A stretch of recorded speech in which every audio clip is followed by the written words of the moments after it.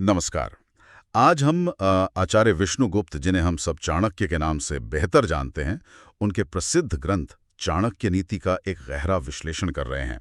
ये देखिए, सिर्फ एक किताब नहीं है, बल्कि जिंदगी के लगभग हर पहलू, धर्म, समाज, न्याय, शिक्षा, राजनीति, इन सब पर व्यवहारिक समझ का एक तरह से खजाना है।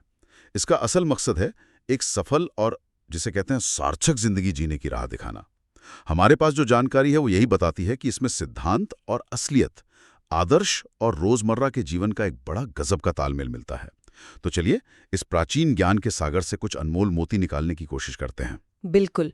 और चाणक्य नीति की सबसे बड़ी खासियत मुझे लगता यही है कि ये सिर्फ ये करो ये मत करो की कोई लिस्ट नहीं है। ये समझाती है कि कोई काम अच्छा या बुरा क्यों है, और यही समझ जो है वो इंसान को बेहतर बनाती है, उसे अपने धर्म, अपने कर्तव्यों का एहसास कराती है। तो इसी से शुरू करते हैं। धर्म, ये शब्द तो हम बहुत सुनते हैं, पर चाणक्य के अनुसार धर्म आखिर है क्या?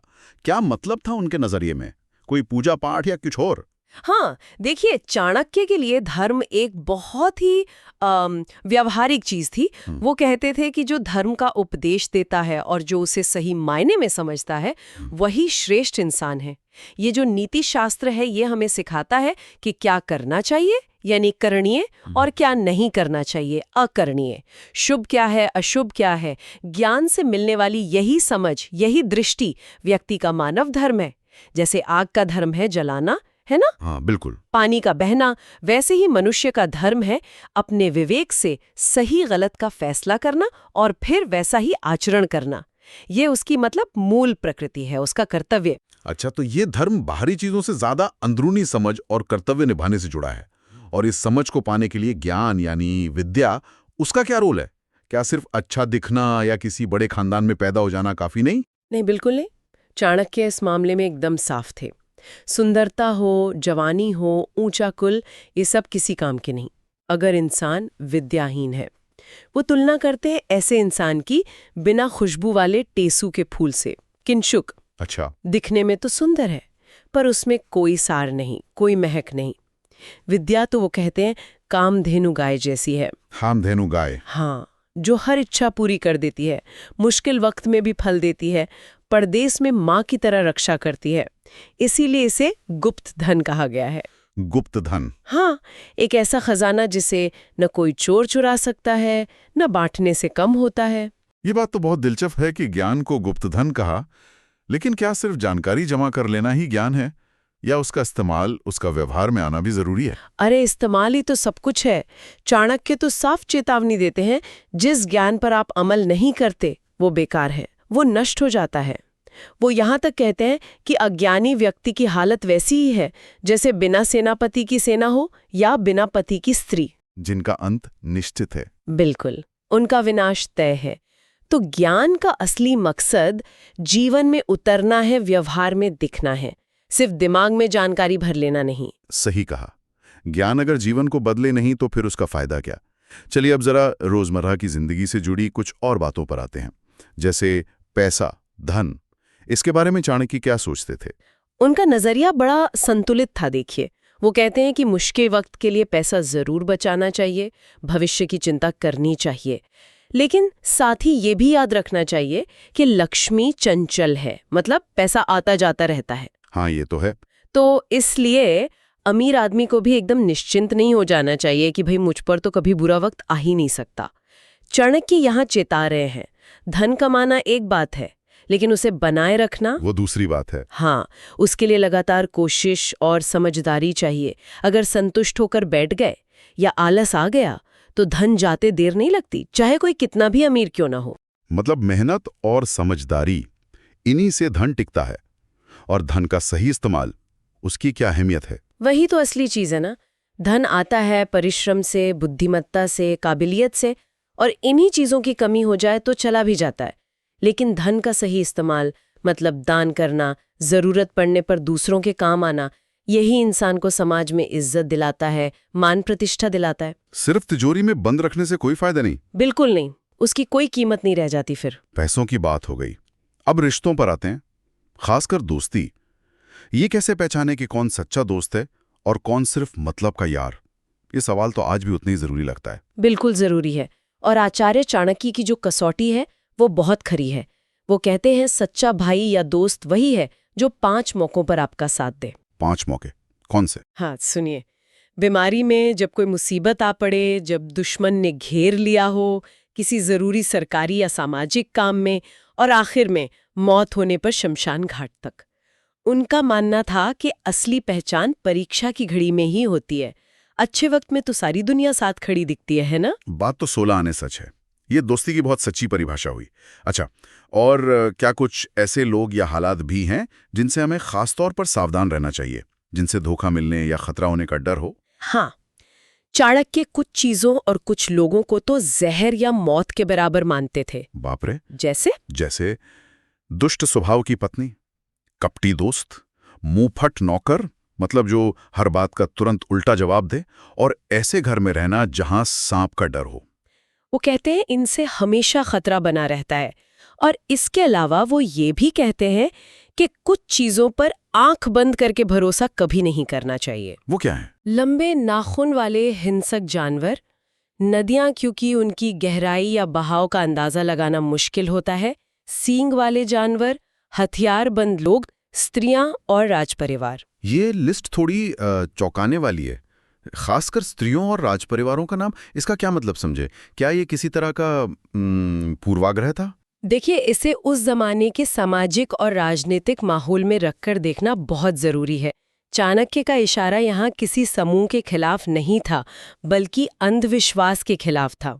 उनका मतलब था कि इन मामलों में एक स्वाभाविक अप्रत्याशितता होती है, अनप्रिडिक्टेबिलिटी जिसे कहते हैं, या फिर शक्ति का असंतुलन हो सकता है। अच्छा, जैसे नदी का बहाव कब बदल जाए कोई नहीं जानता, हथियारबंद व्यक्ति का इरादा क्या है ये कहना मुश्किल है, या राज परिवारों के अंदर की राजनीति कैसी करवट ले ले, तो इन पर पूरी तरह निर्भर रहना खतरनाक हो सकता है।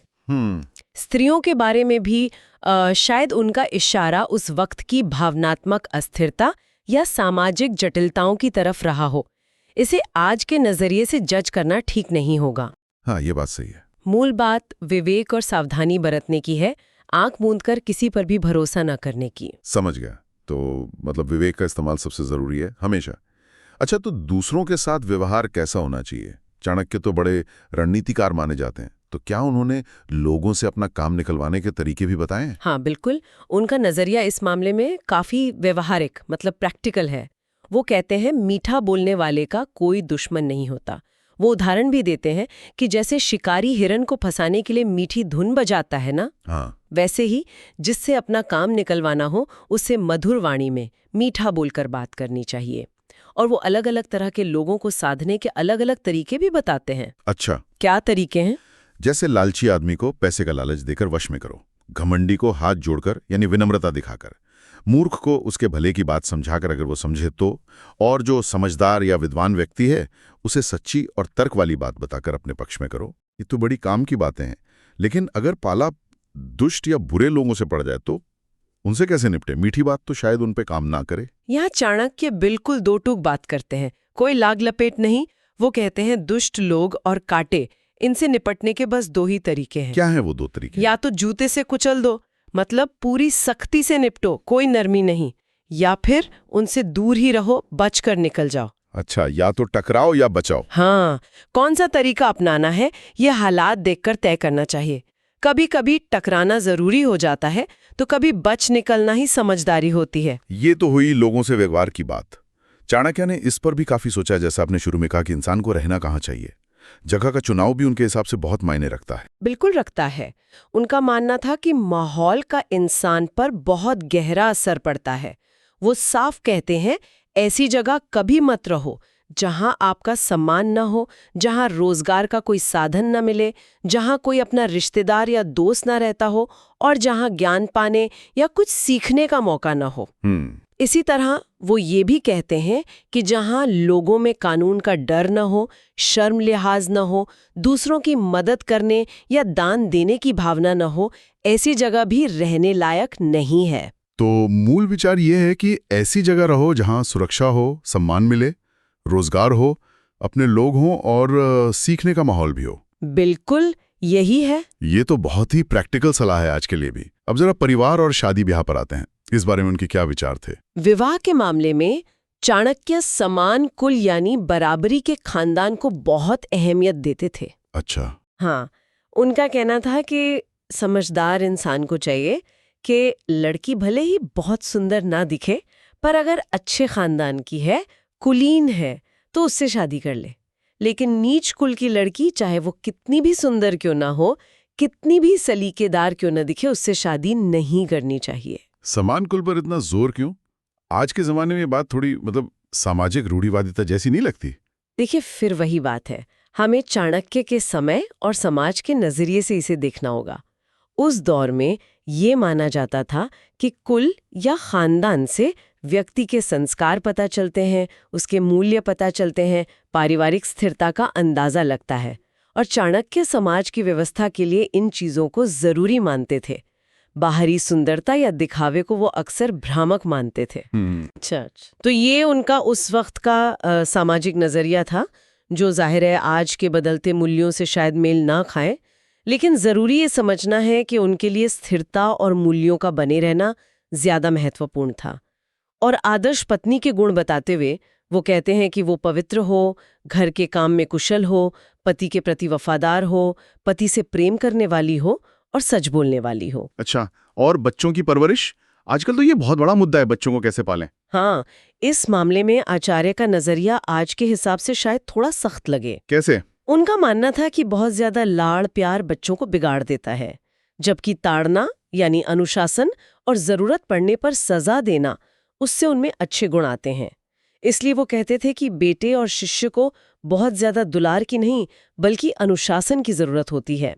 उनका मुख्य जोर चरित्र निर्माण और बच्चों को जिम्मेदार नागरिक बनाने पर था। समझ गया। हाँ, उनका फोकस अनुशासन और चरित्र पर था। चलिए अब बात करते हैं सफलता और नाकामी के उसूलों की। चाणक्य ने कामयाब होने के लिए भी कुछ अचूक नुस्खे दिए हैं। जैसे एक सलाह है, किसी भी चीज की अति से बचना। हाँ, ये उनका बहुत ही मशहूर सिद्धांत है, अति सर्वत्र वर्जेत।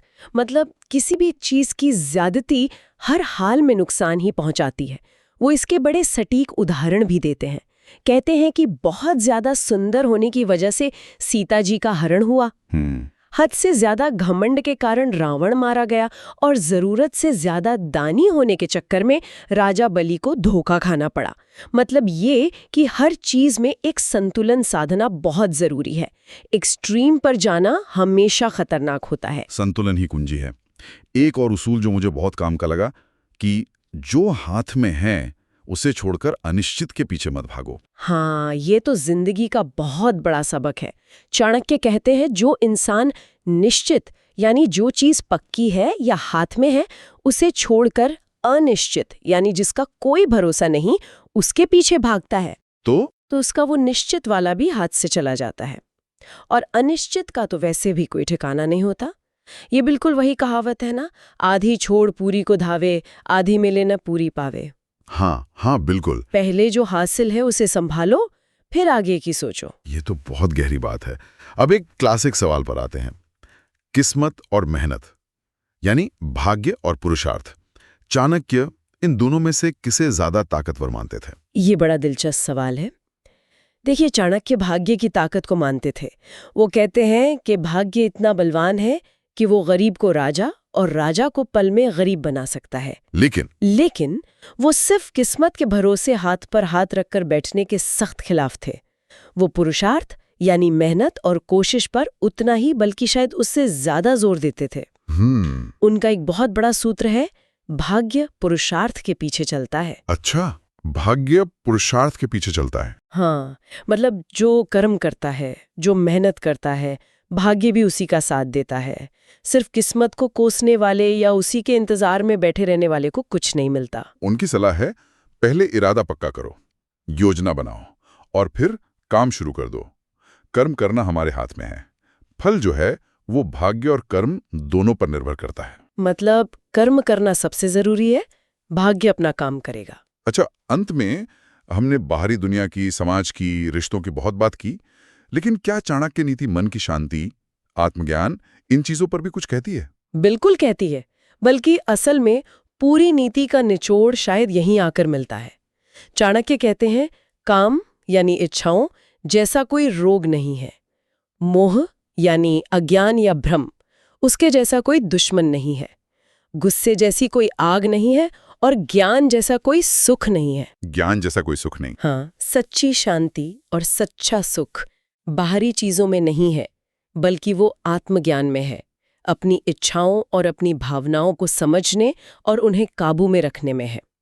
वो ये भी कहते हैं कि दुनिया के दुखों और परेशानियों से, जिसे वो संसारिक ताप कहते हैं, उससे जलते हुए इंसान को 3 चीजें सुकून देती हैं। क्या हैं वो 3 चीजें? अच्छी संतान, अच्छी पत्नी और अच्छे लोगों यानी सज्जनों का साथ। ये जीवन में राहत की ठिकाने हैं। ये बात भी सही है। और संतोष, कंटेंटमेंट जिसे कहते हैं, उसका जीवन में क्या महत्व बताया? चाणक्य के अनुसार संतोष ही परम सुख है। वो मानते थे कि दुनिया में किसी को भी उसकी मनचाही सारी खुशियां कभी नहीं मिल सकती, क्योंकि बहुत कुछ भाग्य पर भी निर्भर करता है। इसलिए जो मिला है उसी में संतोष करना सीखना चाहिए। जो असंतोषी आदमी है वो हमेशा दुखी रहता है, चाहे उसके पास कितना भी क्यों ना हो। वो संतोष की तुलना नंदन वन से करते हैं इंद्र का बगीचा, यानी संतोष अपने आप में स्वर्ग जैसा सुख देने वाला है। जो मिला है उसकी कद्र करना, वही संतोष है। तो ये थी चाणक्य नीति की कुछ खास बातें। समय की कसौटी पर खरी उतरी हुई व्यवहारिक बुद्धि, नैतिकता और जीवन को बेहतर ढंग से जीने की कला का एक आईना कह सकते हैं। सही कहा आपने। ये सूत्र हमें बार बार याद दिलाते हैं कि जिंदगी की जो उलझनें हैं, जो चुनौतियां हैं, उन्हें समझने और उनसे निपटने के लिए खुद पर विचार करना कितना जरूरी है, सही लोगों का साथ चुनना कितना जरूरी है, सोच समझकर फैसले लेना और सही रास्ते पर चलना कितना जरूरी है। ये बातें हजारों साल बाद आज भी उतनी ही मौजूद लगती हैं। और सबसे खास बात शायद ये लगती है कि चाणक्य सिर्फ ये नहीं बताते कि क्या करना है, बल्कि वो क्यों पर भी जोर देते हैं। हर सलाह के पीछे एक तर्क है, एक कारण है। तो आज की इस भागदौड़ भरी दुनिया में, जहां हम हर तरफ से सूचनाओं और विचारों से घिरे हुए हैं, क्या हम एक पल रुककर अपने रोजमर्रा के कामों, अपनी मान्यताओं या समाज में चली आ रही रीतियों के पीछे छिपे क्यों पर सोचते हैं? अगर सोचने लगें तो शायद हमारा नजरिया ही बदल जाए। ये एक सवाल है जिस पर सभी मनन कर सकते हैं। इस गहरे विश्लेषण में हमारे साथ रहने के लिए धन्यवाद।